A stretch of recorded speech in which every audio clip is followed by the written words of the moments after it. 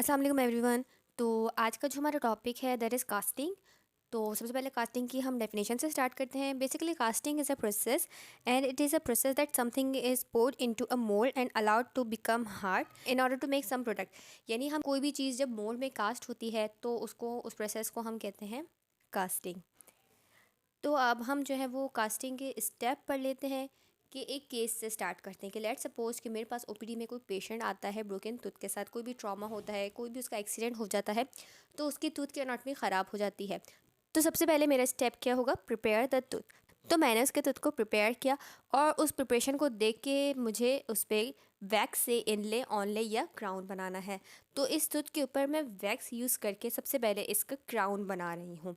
मैंने वैक्स से क्राउन बनाया, फिर वैक्स से ही यूज़ करके मैंने इस क्राउन के ऊपर एक स्प्रू फॉर्मर और एक स्प्रू बेस बना दिया।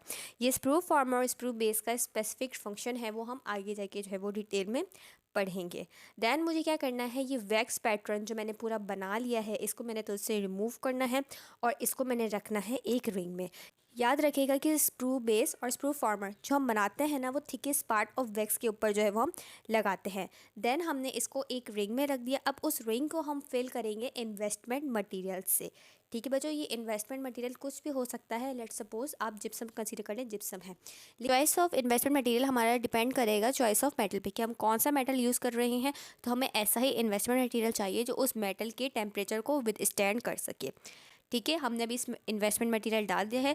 थोड़ी टाइम बाद ये इन्वेस्टमेंट मटेरियल क्या हो जाएगा, हार्ड हो जाएगा।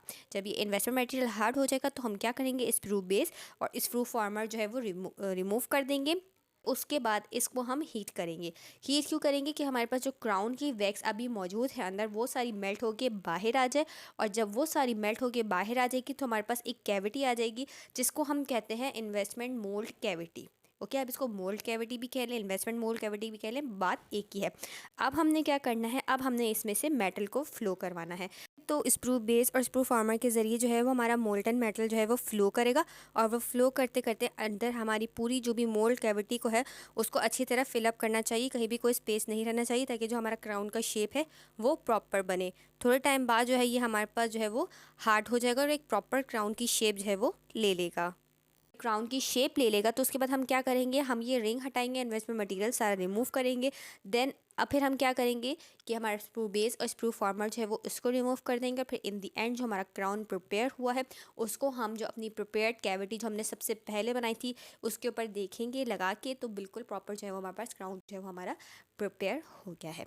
ये पूरा जो है हमारे पास एक प्रोसेस है कास्टिंग का। इस कास्टिंग का प्रोसेस इस्तेमाल करके हम सकते हैं ऑनलाइन भी बना सकते हैं, हर कुछ बना सकते हैं, हम ब्रिज भी बना सकते हैं। ठीक है बच्चों, तो I hope you like the video. आपको प्रोसेस सारा समझ आ गया होगा क्योंकि बहुत सारे बच्चों को इस टॉपिक पे जो है वो कन्फ्यूजन होती है। मिलते हैं आपसे नेक्स्ट वीडियो पे, तब तक के लिए अल्लाह हाफिज़।